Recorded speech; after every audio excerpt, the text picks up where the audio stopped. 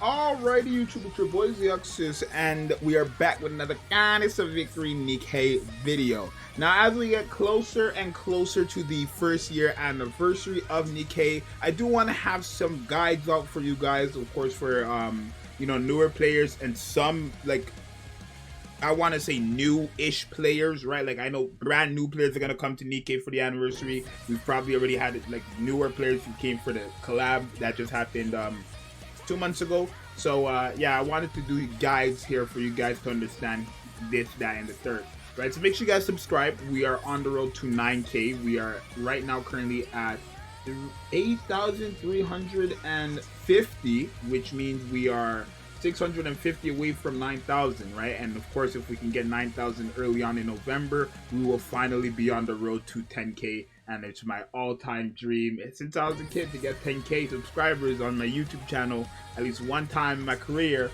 But you know, with how we've been going on the channel, we might get 10,000 before the end of the year. So thank you guys all for the support. But let's talk about overload gear. So this video is not going to be as helpful to newer players. Let me lower the music a bit. It's not going to be as helpful to newer players, but if you are a brand new player, you can, continue to watch the video if you want to learn about this.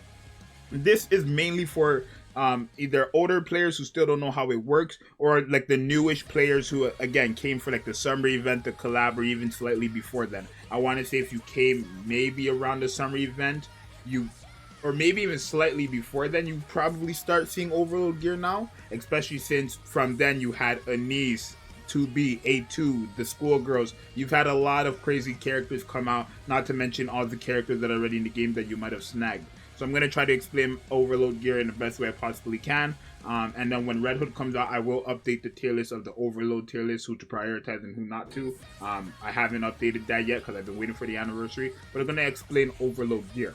So how overload gear works is it's basically a personal equipment on the unit. Once you place overload gear on a character, you actually cannot remove it, right? There's no way you can remove it at all. There's nothing you can do. Right, if I unequipped all, nothing is happening. Once overload gear is on your character, it's done. There's no take backs. But it's fine because overload gear actually enhances their stats, right? A level 0 overload gear still gives more stats than a level 5 manufacturing like T9 gear, right? So keep that in mind. So when you're rolling overload gear, again, there's more stats, but the cool thing about overload gear is that they come with effects, right? So each piece of gear has 3 effects that you can roll an effect on, right? And I'm going to talk about those effects right now. So the effects here are elemental damage, hit rate, ammo capacity, attack percent, charge damage, charge speed, crit rate, crit damage, and then defense. So we kind of know what some of these are,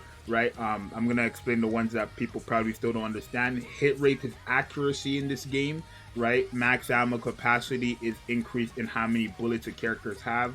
So for example, my Modernia has 300 base ammo capacity, but because I have so much max ammo capacity, if you guys ever noticed from my showcase, my Modernia has over 1,000 bullets, right? So that's where max ammo capacity comes in.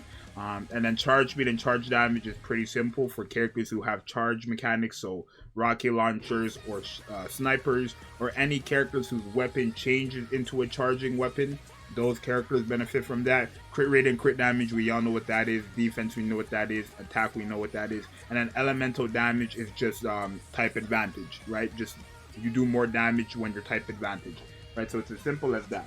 Now, there are different things you need to know about this overload. So when you change effects, what that's actually doing is it's re-rolling these effects here to one of these effects. And then when you reset attribute, it's actually re-rolling the stat, right? So if I change effect, I'm not going to because this is all for Red Hood. But if I re-roll the effect, rather than me having ammo capacity and crit damage, it would change into one of these. And if I was to, reset attribute, rather than my ammo capacity and crit damage changing into new effects, only the percentages would change. It would either go higher or it will go lower, right? Now, the cool thing about this is that if you don't, let's say I have ammo capacity and I have charge damage, right? And again, Modernia is a machine gun character, so charge damage doesn't actually matter for her. And I want to change the charge damage, but I want to keep the ammo capacity.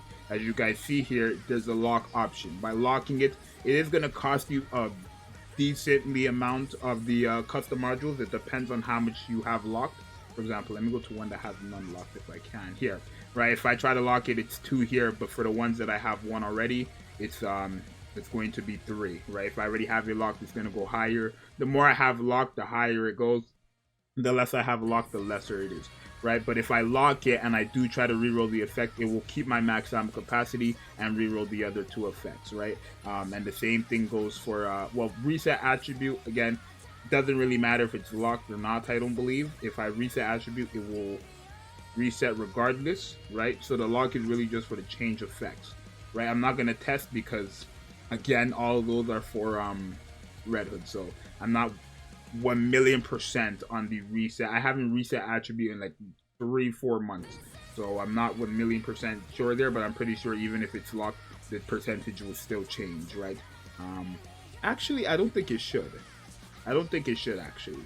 No, it should. If you lock it, it's completely locked. Like, you can't touch it, basically. That's how that works, because it wouldn't make sense, yeah. So if it's locked, then it's not going to change, and nothing will happen to that stat, right? So just keep that in mind when giving overload gear. Now, what should you overload gear characters? Again, I have a tier list on that, but ideally, you would just want to overload damage dealers. Some characters, like some supports, would benefit from it. Of course, if they, you know, scale off of like their stats or something like that. For example, let's say a character gives an attack buff based on her final attack, right? I know it sounds weird, but they do have characters like that in this game. Of course, by giving them the attack percentage from the overload gear, that's going to help those characters out, right? Same thing goes for defense or anything like that. So it's simple how overload gear works. How do you get overload gear? I guess I didn't even talk about that. When you have a full, let me show you guys what it looks like. This, right? When you have one of these pieces, right, it has to be a manufacturing bonus piece. When you get this to level 5, it's going to let you overload gear. Let me see if I can just show you guys anywhere. For example, here, I don't want to do it, but you click equipment modification, and then boom. Once you click equipment modification, it's guaranteed going to overload the gear. And it's, remember, you can't take it off. So, for example, I'm not going to do it for Privity, at least not yet, but you need to have it level 5, and it has to be of their class. So, of course, Privity is an Elysion. Boom, Elysion right there. As you see, I have a missileless one here. Nothing will happen because she's not a missileless character. It's as simple as that. How do you get T9 gear? If you still don't know, that's fine. You just get them from special interceptions, right? The lowest, the highest one. You get it from this. You don't get it from these. You don't get it from the level S or the level D. You get it from interception EX. This is where you get the T9 manufacturing gear once you complete, I believe, from, I want to say level 6 until level 9, you're able to get them, I believe. I mean, I could check, right? Let me see. So here, this is level 9. No, on level 6, you cannot get them, no. So level 7. From level 7, stage 7 all the way to stage 9, if you clear in this range, you are able to start getting manufacturing gear. So, or as if you collect these as well, which just by doing these, once you get 200, they guarantee give you a manufacturing piece. So it's really as simple as that. But yeah, overload gear is not as hard as it seems. Of course, there's guides out there for specific characters if you want to know how to build them and what exactly to give them. So go ahead and look that up if you still are curious about what a specific character needs for their roles. But overall, the concept of overload gear is very simple, right? It's not difficult. I just highly recommend make sure you don't make a mistake and overloading the wrong characters, because you don't want to overload characters that don't need it. For example, I made a mistake early on. Litter, right? Early on, Litter was a character that was just like one of the best characters in the game. So I thought, because she's one of the best characters in the game, let me give her overload. And now this is, I mean, realistically, it's not that much of a mistake because it's more stats for her. But ideally, you wouldn't want to give her overload gear over all the other characters I could have given it to, right? It just doesn't make sense. She's a character who doesn't really benefit off stats. She just gives you stuff, right? She doesn't benefit off stats regardless. So these extra stuff are literally just extra stats. It was not necessary. I could have given those custom modules to a character who actually could have used it. Same thing goes for Naga, same thing goes for Tia, kind of, but they like scale off the stats, right? So if they scale off the stats, overload gear is okay for them because the more stats they have, the better. But for characters like Litter, this is a character who literally does not need overload gear whatsoever, right?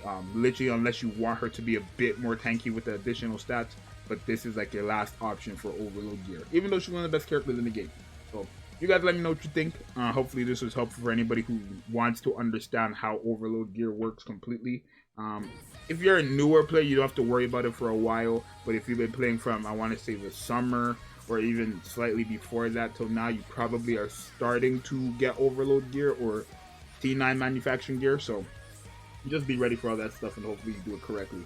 The boys Zxous, and I'll see you guys next time. I'm out. Peace.